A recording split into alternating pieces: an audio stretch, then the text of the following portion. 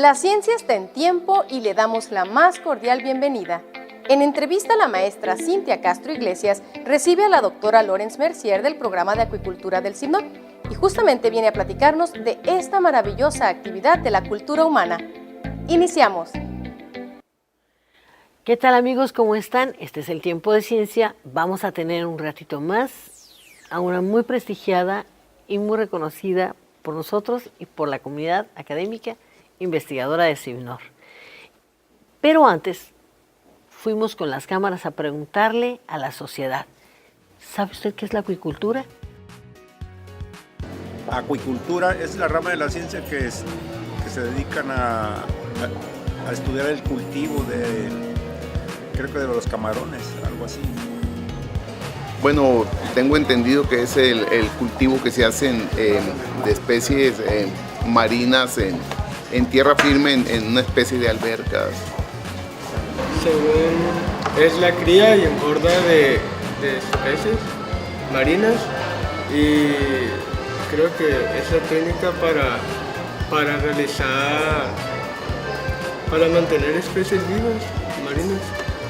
Pues pienso que es así como tipo apicultura, o sea, las apiculturas es como los que cuidan a las abejas y la acuicultura es así como que cuidan a algún animal. Pues a mí me suena que la acuicultura o es así para cuidar algún animal o es de algo del agua.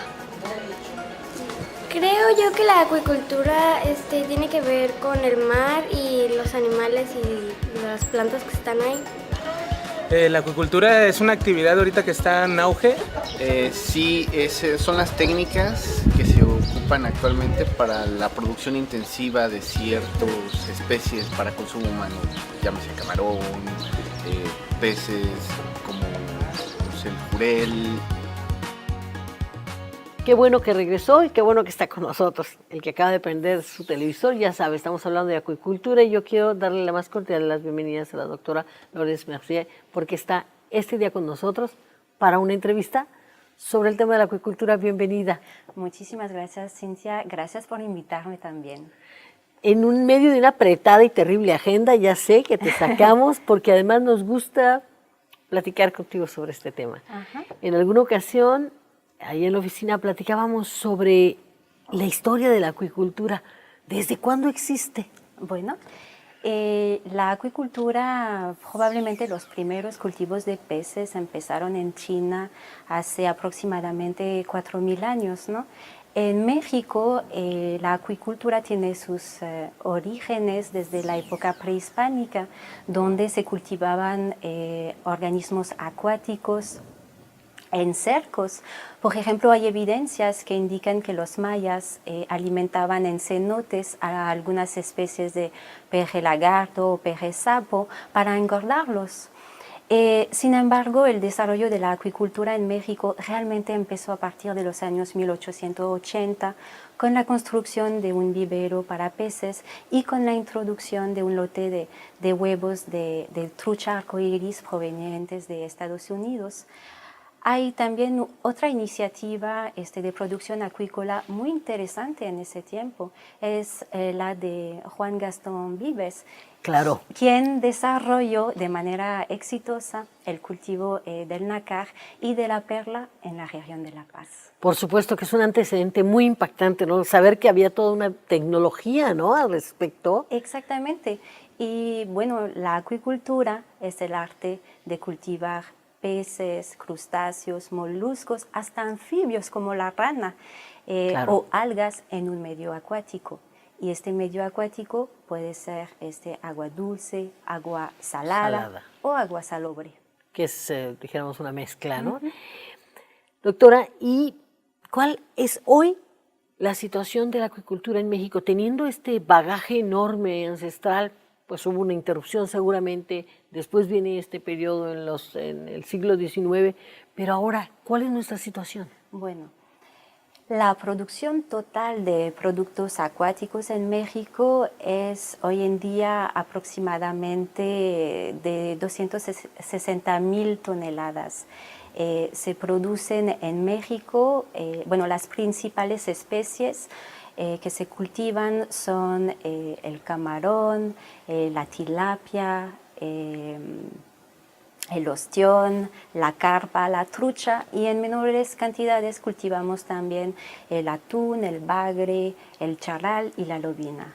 En México, 15% de pescados y mariscos provienen de la acuicultura. De los que consumimos. Exactamente, pero si vemos algunos indicadores internacionales, nos damos cuenta que esta cifra está un poco por debajo de la tendencia mundial, la cual es que la acuicultura a nivel mundial más o menos genera aproximadamente el 40% de la producción de pescados y mariscos. Y si consideramos nuestra producción acuícola en México, yo creo que ocupamos el lugar 25 o 28. Entonces, en México todavía la acuicultura no se ha consolidado como un sector económico fuerte de nuestra economía, a pesar de que tenemos un litoral amplio, enorme y cuerpos de agua exactamente, muy vastos y muy ricos, ¿no? Exactamente. Tenemos también una diversidad de condiciones climáticas y recursos naturales. Y probablemente son los problemas a nivel de organización, algunas deficiencias estructurales, probablemente también la insuficiencias de tecnologías de cultivo y de capacitación que no nos ha permitido todavía desarrollar avanzar más. Ajá. Yo me supongo, por ejemplo, Japón debe de tener metas altísimas y debe de tener realidades altas en el consumo de estos productos a través de la acuicultura? Claro que sí. Si nos comparamos a Japón, por ejemplo, si somos por debajo de, ¿no? En México el consumo de pescados y mariscos se encuentra alrededor de 12 kilos por persona y por año. Es muy bajo. Es muy por debajo de Japón, por ejemplo. Probablemente es la mitad, ¿no? Y el consumo de pescados y mariscos es altamente recomendado porque obviamente tiene vitaminas. Grasas que son positivas, buenas. Exactamente, ¿no? Ácidos grasos esenciales, proteínas, minerales. Así es. Entonces deberíamos consumir más pescados y más mariscos. Si usted acaba de encender el televisor, estamos abordando un tema especialmente pertinente para la sociedad en nuestros tiempos, la acuicultura. Para esto nos acompaña la doctora Lorenz Mercier. Además, en nuestras secciones especiales le presentaremos en la biodata al doctor César Salinas, en el tip de nutrición, la aceituna. Además, le diremos cifras muy relevantes de los bosques en el mundo y, por supuesto, el ser diminuto de hoy. Quédese con nosotros, continuamos. Pero dentro de los acuerdos mundiales y dentro del contexto de la economía mundial y de cómo generar alimentos, México debe tener algunas metas planteadas. Sí, fíjate que México tiene una meta para el año 2030 y esa meta es producir 1 millón de toneladas anualmente. Estamos en 2014. Entonces, probablemente en una primera etapa este crecimiento de la producción acuícola va a ser lento, pero lo que estamos pensando es que en una segunda etapa este crecimiento pueda ser mucho más rápido conforme al manejo de más especies y probablemente de más tecnologías. Una diversificación de especies, buscar en otras especies y porque yo cuando pienso en acuicultura y la mayoría de los ciudadanos de a pie decimos, bueno, acuicultura igual a camarón, ¿no? Sí, probablemente en México, ya que es el primer producto. Ajá, exactamente, pero no deberíamos producir más especies de peces, de crustáceos y de moluscos. Estamos produciendo 260,000 toneladas y tenemos que llegar al millón. Sí. Es decir, vamos a cuarto de milla y la cosa no pinta muy rápida todavía, ¿verdad? Sí. Ahora, un centro como el nuestro, la gente se tendría que preguntar, bueno, entonces, ¿qué está haciendo el CIMNOR? ¿Qué estamos haciendo en esta materia, doctora? En el CIBNOR, para empezar, tenemos a un programa de acuicultura y este programa tiene aproximadamente 40 investigadores especializados en diversas disciplinas como la genética, la nutrición o la fisiología. Y estos investigadores, junto con técnicos y estudiantes, pues están tratando de entender mejor cuáles son los ciclos biológicos de unas especies de peces, crustáceos y moluscos, pero también cuáles son las condiciones óptimas para que estas especies crezcan, no se enfermen y se reproduzcan en cautiverio. Entonces, en el centro generamos conocimiento científico, pero también desarrollamos tecnologías de cultivo.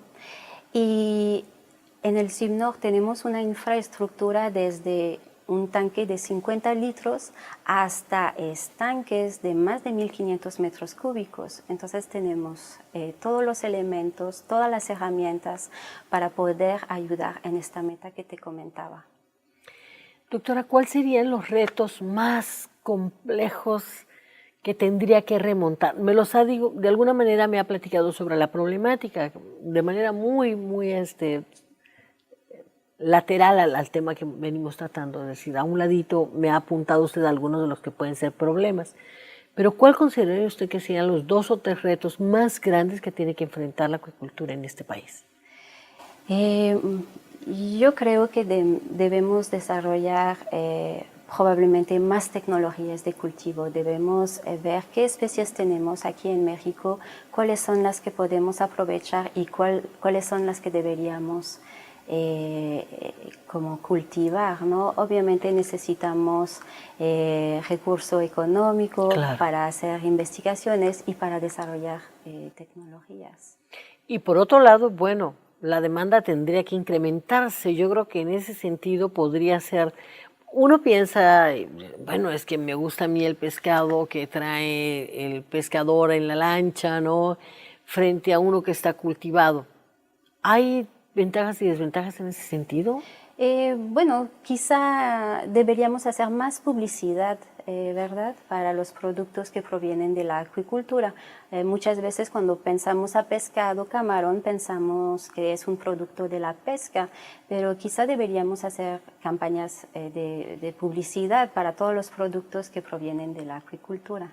Finalmente, tal vez si volteamos a los productos de la acuicultura, podríamos afirmar, y esto lo digo por usted que nos está viendo, querido televidente, que uno pensaría que tiene incluso mayor valor un pez o un camarón o un molusco que esté en condiciones óptimas, con nutrientes óptimos, que aquel que está libre por ahí comiendo y haciendo quién sabe qué para poder sobrevivir. Exactamente. De hecho, es como las granjas, es igualito que una granja de pollos ¿no?, que está en condiciones vigiladas, con conocimiento científico, con un buen manejo.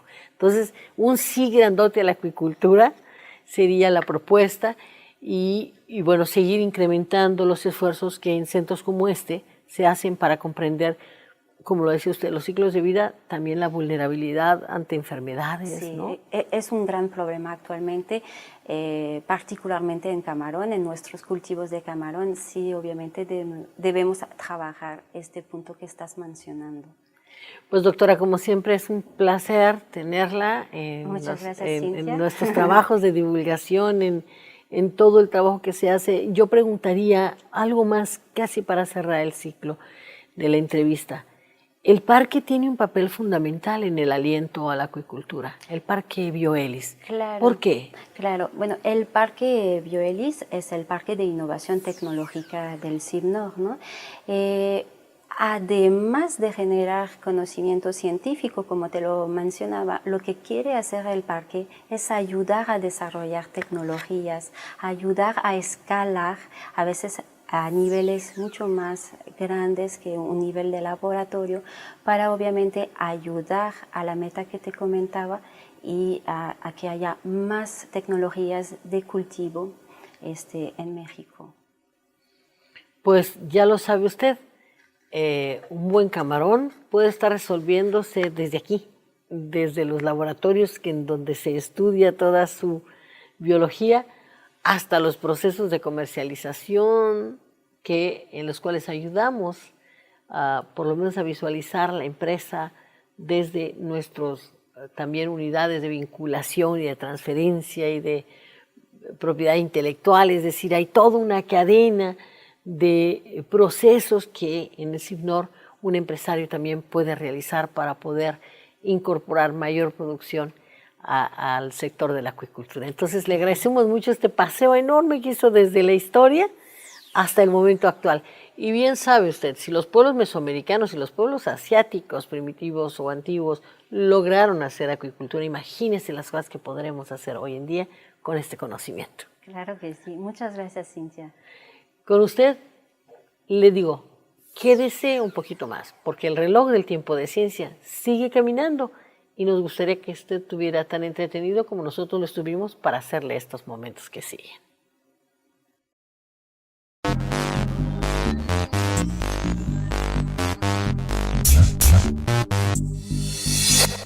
La alimentación y la acuicultura en cifras. Según la FAO, más de 80 millones de personas están subalimentadas. Se necesitan 340 millones de personas menos desnutridas en 2015 para alcanzar el objetivo de la Cumbre Mundial de la Alimentación. El 60% del comercio mundial de pescado proviene de países en desarrollo. La acuicultura genera el 48% del pescado para el consumo humano. Se producen 156 millones de toneladas de pescado. Hay 4.4 millones de buques pesqueros en el mundo. El pescado proporciona el 17% de la ingesta per cápita de proteínas de origen animal. En México, la principal industria acuícola es el cultivo de camarón, que produce actualmente cerca de 150,000 toneladas.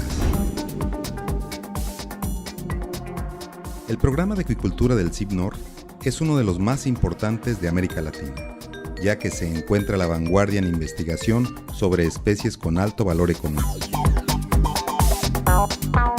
Ciencia cotidiana.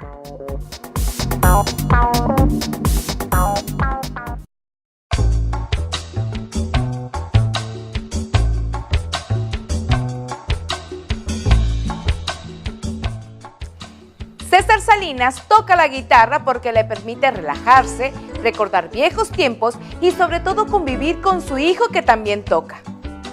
La curiosidad y el gusto por el mar se debió a que en su adolescencia y juventud viajaba a la playa en Mazatlán. César quiso ser biólogo marino, después descubrió que podría ser científico.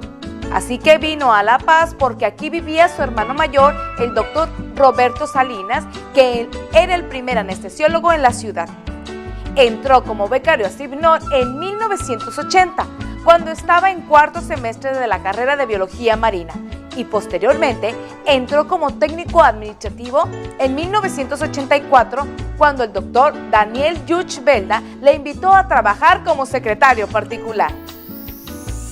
Al doctor Salinas, a nivel mundial se le considera experto en el estudio de un grupo de organismos que son claves en la estructura y funcionalidad trófica de los ecosistemas marinos, los cefalópodos y en particular los calamares. Además, a este investigador le tocó fundar la unidad Guaymas.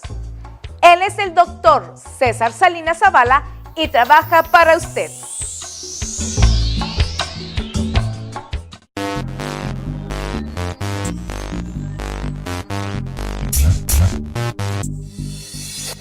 Los bosques en cifras. Los bosques del mundo almacenan 289 gigatoneladas de carbono tan solo en su biomasa. La deforestación representa hasta el 20% de las emisiones de gases de efecto invernadero. Los 5 países con mayor riqueza forestal: La Federación de Rusia, Brasil, Canadá, Estados Unidos y China representan más de la mitad de la superficie forestal total mundial. 10 países o territorios no tienen bosque alguno y otros 54 tienen bosques en menos del 10% de su superficie total. Las áreas protegidas establecidas legalmente cubren aproximadamente el 13% de los bosques del mundo.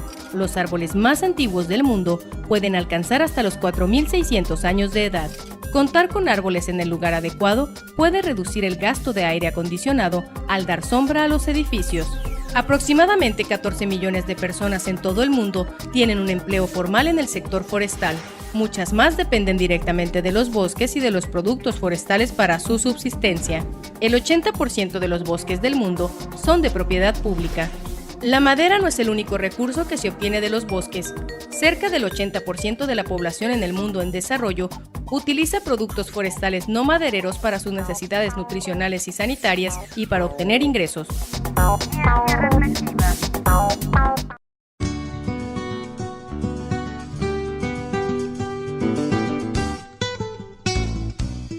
Aceituna, una perla mediterránea.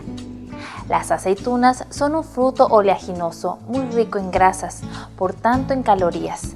Destaca también su contenido en proteínas superior a la de la mayor parte de los frutos y de alto valor biológico, ya que contienen todos los aminoácidos esenciales.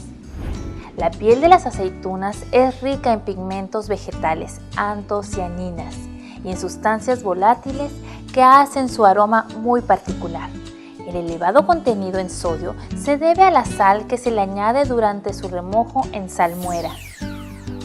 2 o 3 aceitunas antes de empezar a comer constituyen un aperitivo natural que aumenta la producción de jugos gástricos y facilita la digestión. Y además tiene un suave pero eficaz efecto laxante. Sin embargo, a causa de tanta fibra vegetal, deben masticarse muy bien para que no resulten indigestas.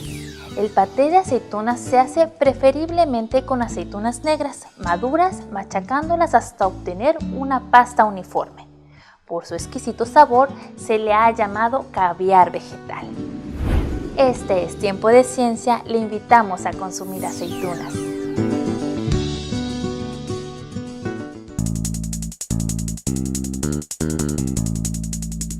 ¿Sabe usted qué es la Tetraselmis suecica? Nuestro agente dedicado a la divulgación científica se ha adentrado en las investigaciones de los alumnos de posgrado y trae para usted el fascinante mundo de los seres diminutos. La Tetraselmis suecica es una alga marina género del fitoplancton. Esta crece como célula individual y logra concentraciones hasta más de 1 millón de células por mililitro.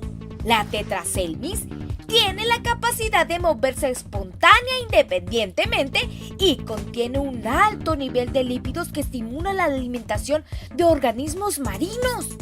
El objetivo del estudio de Vanidio Osuna Palafox, estudiante de posgrado de Sisymar, es evaluar el efecto de la microalga Tetraselmis suecica en la capacidad digestiva de las larvas del huachinango en términos de actividad enzimática, crecimiento y supervivencia. Al agregarle microalga, está ayudando a que las larvas se desarrollen mejor el tracto digestivo, que tenga una mayor actividad enzimática, que las larvas sobrevivan más tiempo. La Tetraselmis llega a medir de 10 micrómetros de ancho por 14 micrómetros de largo. ¿Qué le pareció? Fascinante, ¿verdad? Con mucho entusiasmo nos despedimos del programa del día de hoy, esperando que incluya datos de ciencia en su vida cotidiana y visite nuestro canal oficial de YouTube. Le invitamos a suscribirse. Hasta la próxima.